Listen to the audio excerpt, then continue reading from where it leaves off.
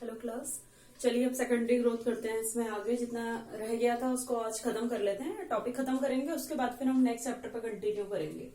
Secondary growth देखिए, secondary growth में मैंने बताया था आपको लास्ट क्लास में वस्कुलर कैम्बियम की एक्टिविटी हमने स्टेम में देखी थी। वस्कुलर कैम्बियम जिससे कि जो secondary xylem and secondary phloem की फॉर्मेशन होती है, तो स्टेम का जो डायमीटर है वो इंक्रीज होता है। अब हम आज इसमें देखेंगे कॉर्क कैम्बियम की एक्टिविटी। अब देखिए यहाँ क्या हो रहा है, अगर जो हम कह रहे हैं कि वस्कुलर कैम्बियम की एक्टिविटी हो रही है ईयर आफ्टर ईयर में 2 बार हो रही है, तो उसकी वजह से जो स्टेम है उसकी विड्थ जो है वो इंक्रीज होती जा रही है। उसकी विड्थ इंक्रीज होगी तो बाहर की जो लेयर्स हैं उन पे प्रेशर पड़ेगा। उन पे प्रेशर करने की वजह से वो लेयर्स हो सकता है डैमेज हो जाएं और टूट जाएं। ठीक है, अगर जो वो लेयर्स डैमेज हो जाएंगी तो अंदर वाला जो पोर्शन होगा, स्टील वाला पोर्शन है, वो एक्सपोज हो जाएगा और उसमें इन्फेक्शंस एंड दूसरे जो अटैक हैं, माइक्रोबियल अटैक, वो बहुत ज्यादा कॉमन हो जाएंगे। तो ऐसे में प्लांट डैमेज हो सकता है। तो उसको प्लांट को फिर इस तरीके से होने वाले डैमेज से बचाने के लिए हमें क्या करना है, हम देखते हैं यहाँ पे प्लांट्स में क्या होता है। प्लांट्स में एक और टाइप का कैम्बियम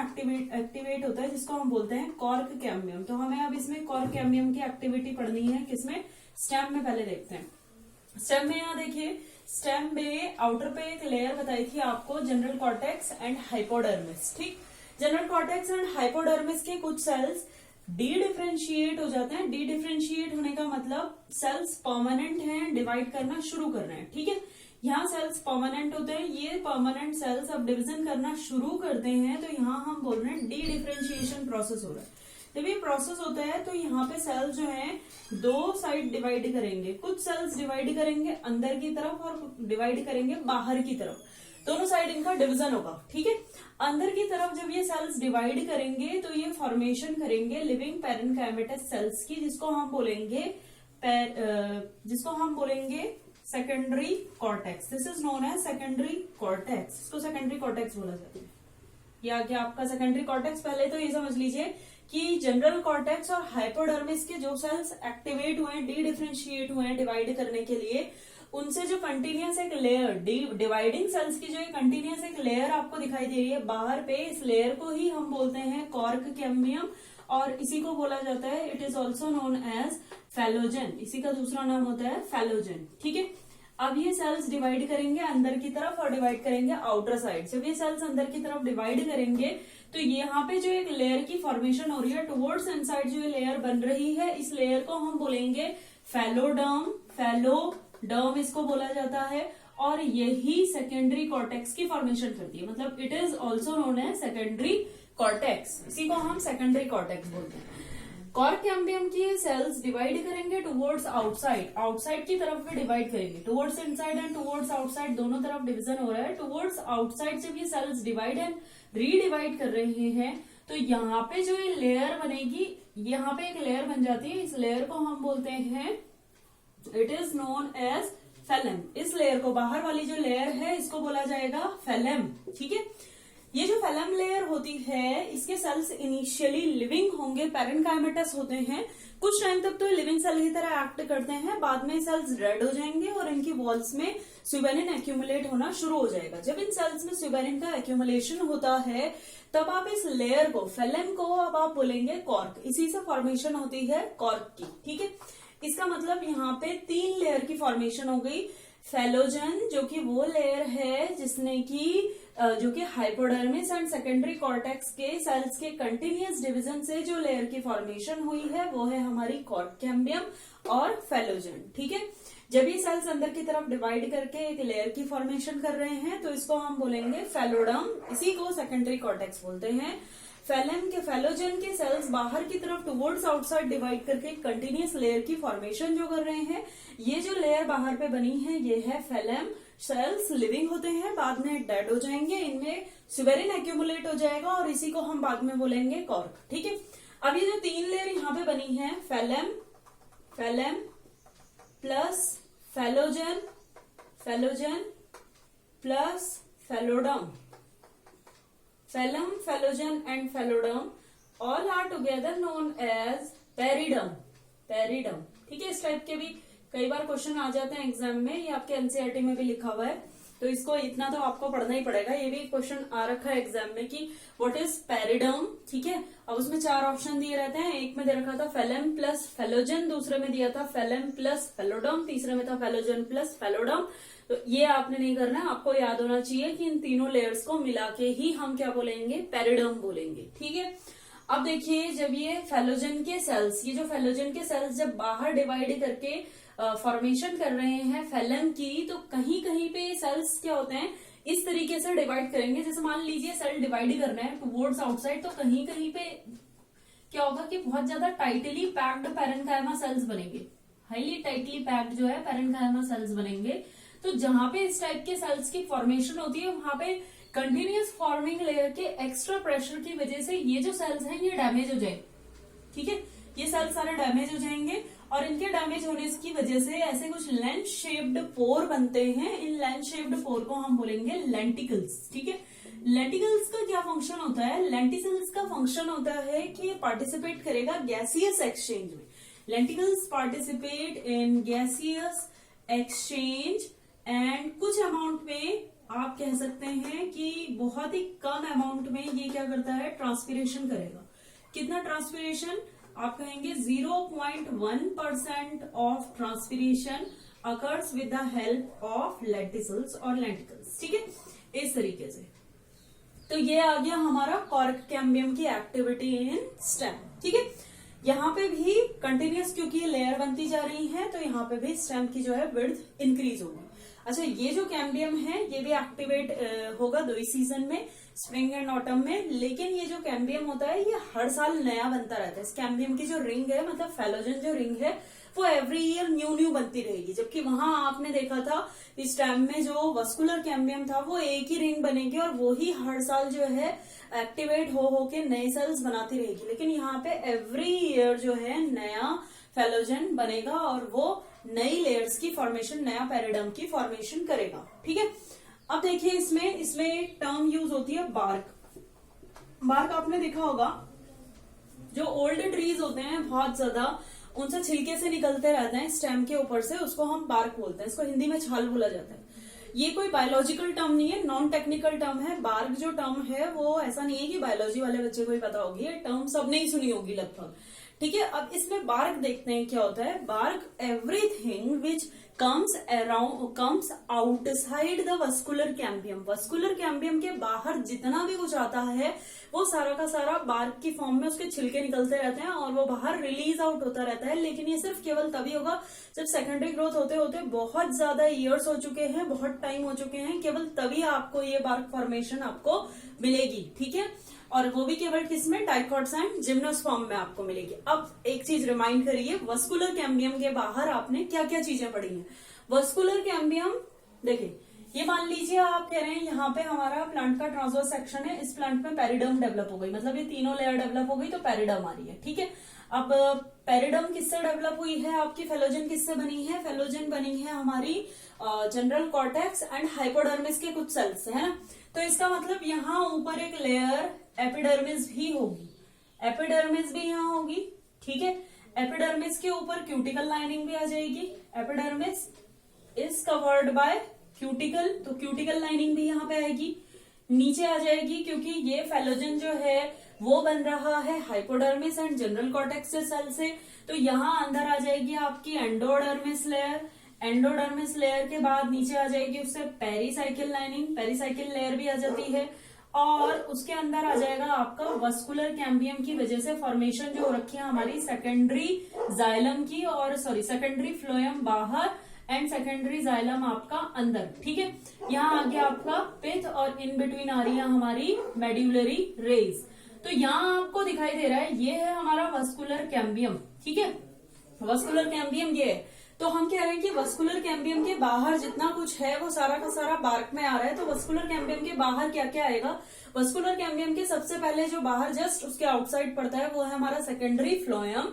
उसके बाहर आ जाएंगे हमारी पेरीसाइकिल, एंडोडर्मिस, ये आ गया हमारा पेरिडर्म, क्योंकि उन्हीं प्लांट्स में मिलेगा जिनमें पेरिडर्म वगैरह फॉर्मेशन हो चुकी है। पेरिडर्म के बाद हमारा उससे ऊपर आ गया एपिडर्मिस एंड क्यूटिकल। ये सारी लेयर्स जो है हमारे छिलके के फॉर्म में प्लांट से निकलती रहती हैं, जिसको हम बार्क बोलते हैं। ठीक है, तो ये हो गया हमारा secondary growth in stem complete. Last class में हमने सेकेंडरी ग्रोथ स्टेम में पढ़ा था वस्कुलर कैम्बियम की एक्टिविटी। उसमें हमने क्या क्या पढ़ा था कि secondary xylem and secondary phloem जो बनते हैं वो बनेंगे due to the activity of vascular cambium. Vascular cambium की एक्टिविटी से हार्टवुड सैपवुड भी बनते हैं। हार्टवुड सैपवुड एक साल के हार्टवुड और एक साल के जो spring would and autumn would दोनों को मिला के हम बोलते हैं क्या बोलते हैं हम, एनुअल रिंग और ग्रोथ रिंग यहाँ पे बोलेंगे। तो ये सारी चीजें हमने वहां पे पढ़ ली थी। अब यहाँ हो गया हमारा स्टेम में जितनी भी सेकेंडरी ग्रोथ होती है वो सारी कंप्लीट हो गई। रूट्स में हम सेकेंडरी ग्रोथ देखते हैं। देखो रूट्स का अगर जो आप ट्रांसवर्स सेक्शन काट के देखें तो रूट का जो स्ट्रक्चर होता है, ट्रांसवर्स सेक्शन होता है, उसमें आपको वस्कुलर बंडल मिलते हैं। Radial arrangement of vascular bundle आपको बताया था इस तरीके से डाइकॉट के रूट्स में, याद आ रहा होगा अगर जो, तो रेडियल वस्कुलर बंडल होते हैं। आ गया फ्लोएम और इधर आ गया आपके जाइलम। ठीक है, ये आ गए जाइलम। जाइलम में मेटाजाइलम टुवर्ड्स सेंटर, प्रोटोजाइलम जो है टुवर्ड्स पेरिफेरी, इस तरीके से है। तो यहाँ पे आप देख रहे हैं कि वस्कुलर बंडल जो है वो अलग अलग एक दूसरे से डिफरेंट अलग अलग है। और वहां मैंने आपको कोई भी रूट का जब स्ट्रक्चर पढ़ाया था तो उसमें मैंने आपको कोई भी कैम्बियम नहीं बताया था, मतलब उसमें कैम्बियम प्रेजेंट नहीं होता है। तो कैम्बियम नहीं है तो अब ये सेकेंडरी ग्रोथ कैसे होगी देखते हैं। इसमें जब स्प्रिंग एंड ऑटम सीजन आता है, इनिशिएट होता है, तो उस टाइम पे ऑक्सिन प्लांट में कैम्बियम को एक्टिवेट करेगा। स्टेम में तो कैम्बियम है, रूट्स में कैम्बियम नहीं है। इसका मतलब पूरा का पूरा जो कैम्बियम होता है वो कहां से डेवलप होगा, वो डेवलप होगा सेकेंडरी इन ओरिजिन, वो किसी ना किसी परमानेंट टिश्यू के सेल्स से ही डेवलप होगा। यहाँ पे कौन से सेल्स हैं जो कैम्बियम की फॉर्मेशन करते हैं, देखिए।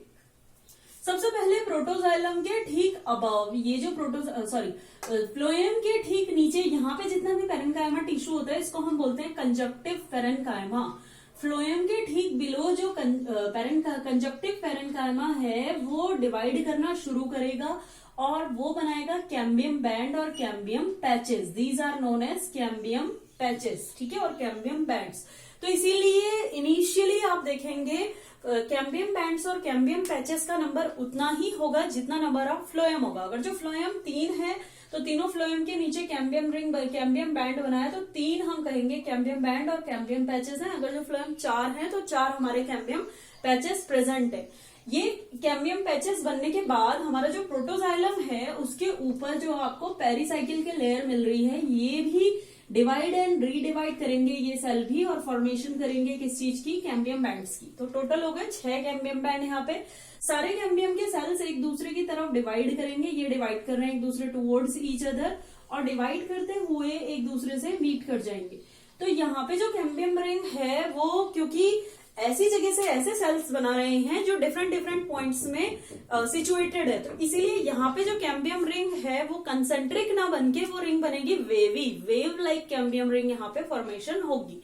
ना आप फिर सेम चीज है, कैम्बियम रिंग अब ये डिवाइड करेगी टुवर्ड्स इनसाइड, अंदर की तरफ डिवाइड करके अगेन इसने बनाना है सेकेंडरी जाइलम, बाहर की तरफ डिवाइड करके बनाएगी सेकेंडरी फ्लोएम। कुछ टाइम तक तो ये रिंग कैम्बियम रिंग जो है वेवी रहेगी। उसके बाद अच्छा ये चीज आपको याद होगा, ये दिमाग में बैठ गई होगी कि कैम्बियम रिंग जो होती है वस्कुलर कैम्बियम वाली वो केवल एक ही बनती है। वो हर साल वही रिंग जो है बार बार एक्टिवेट रीएक्टिवेट होकर डिवीजन परफॉर्म करती रहती है। तो अगर जो एक कैम्बियम रिंग ये बन चुकी है और एवरी ईयर इसमें डिवीजन परफॉर्म हो रहा है towards inside secondary xylem, towards outside secondary phloem, तो अब क्या होगा कि जो नेक्स्ट जो भी सेकेंडरी जाइलम बनता जाएगा ज्यादा तो वो क्या करेगा, बाहर की लेयर्स में प्रेशर लगाएगा। तो सारी की सारी जितनी भी ये लेयर है ये पूरी की पूरी फिर बाद में क्या हो जाएगी बेटा, बाद में इट विल बिकम्स कंसेंट्रिक। बाद में इसने कंसेंट्रिक होना है, इनिशियली ये वेवी ही होगी। ठीक, तो ये तो हो गया हमारा वस्कुलर कैम्बियम की एक्टिविटी। अब देखिए कॉर्क कैम्बियम की एक्टिविटी कैसे होती है, याद करिए मैंने आपको रूट्स में जो जाइलम है, जो पेरिसाइकिल की सेल्स हैं, वो पेरिसाइकिल की लेयर मैंने आपको एक नहीं बताई थी। डाइकॉट की रूट में पेरिसाइकिल जो होती है वो मल्टी लेयर्ड होगी। तो पेरिसाइकिल की अंदर वाली लेयर से तो वस्कुलर कैम्बियम बन गया। अब पेरिसाइकिल की बाहर वाली जो लेयर्स हैं वो कॉर्क कैम्बियम की फॉर्मेशन करेंगे। आउटर जो लेयर होंगी पेरिसाइकिल की इधर, ये कॉर्क कैम्बियम की फॉर्मेशन करेंगे, बिहेव करेंगे एज अ फैलोजन की तरह बिहेव करेंगी, फैलोजन एंड फॉर्मेशन करेंगी टुवर्ड्स इनसाइड, ये बनाएंगी फेलोजन के अंदर क्या बनेगा, फेलोडर्म, एंड टुवर्ड्स आउटसाइड ये फॉर्मेशन करेंगी किस चीज की, फेलम। यहां बन गया फेलम, ये आ गया फेलम, ठीक है, ये बिहेव कर रहा है एज अ फेलोजन, तो ये अंदर आ गया आपका फेलोडर्म, ठीक है। इस तरीके से यहाँ पे पेरिडर्म बन जाएगा। टोटल तीनों को मिला के ये आ गई हमारी वस्कुलर कैम्बियम की रिंग, ठीक। ये अंदर बनाएगी, यहां बना देगी ये सेकेंडरी जाइलम, और बाहर बनाएगी ये सेकेंडरी फ्लोएम, इस तरीके से होगा। अब रूट में जो सेकेंडरी ग्रोथ है वो इतनी बढ़िया नहीं होती है as compared to the secondary growth in stem. तो क्वेश्चन आता है कि कौन सी जगह के जो प्लांट्स हैं उनमें आपको ग्रोथ रिंग बहुत बढ़िया दिखेगी, और रूट और स्टेम के कंपैरेटिव किस में आपको ग्रोथ रिंग बहुत बढ़िया दिखेंगी। रूट जो है वो सॉइल के अंदर प्रेजेंट है, और स्टेम जो है वो एयर में प्रेजेंट है। तो जो एनवायरमेंट, जो भी चेंजेस आ रहे हैं, टेम्परेचर के वेरिएशन, सीजनल वेरिएशन जो आते हैं, उसकी वजह से जो भी फ्लक्चुएशन होता है टेम्परेचर में, ह्यूमिडिटी में, एयर विंड वेलोसिटी में, वो ज्यादा कहाँ पे होता है, एयर में होगा as compared to the soil. इस कारण से जो स्टेम होगी उसकी सेकेंडरी ग्रोथ ज्यादा बढ़िया होगी रूट के कंपैरेटिव, ठीक है, वहां ग्रोथ रिंग आपको ज्यादा बढ़िया दिखेंगी। दूसरा, कुछ प्लांट जो है, जैसे मान लीजिए आप कह रहे हैं कि टुवर्ड्स द इक्वेटर, जो ट्रॉपिकल एरियाज हैं, और फिर हम कह रहे हैं जो टुवर्ड्स द हिली एरियाज, ठीक है। तो ट्रॉपिकल के कंपैरेटिव इक्वेटर के पास जो जोन है उसके कंपैरेटिव जो इक्वेटर से थोड़ा सा दूर है, और जो हिली एरिया है वहां पे टेम्परेचर वेरिएशंस और सीजनल वेरिएशन ज्यादा बढ़िया होती हैं। इसीलिए उन जगह के प्लांट्स में और ट्रीज में आपको ग्रोथ रिंग ज्यादा मिलेगी। जैसे कि आपको नैनीताल, शिमला, मसूरी, यहाँ के ट्रीज में ग्रोथ रिंग वेल डेवलप्ड मिलेगी। कोलकाता, हैदराबाद, मुंबई, यहाँ के ग्रोथ रिंग्स जो है कम डेवलप होती है। चलिए, खत्म हो गया हमारा ये वाला चैप्टर। तो अब हम नेक्स्ट क्लास में हम जो है structural organisation and animals discuss करेंगे आपसे, एनिमल टिश्यू स्टार्ट करेंगे। ओके।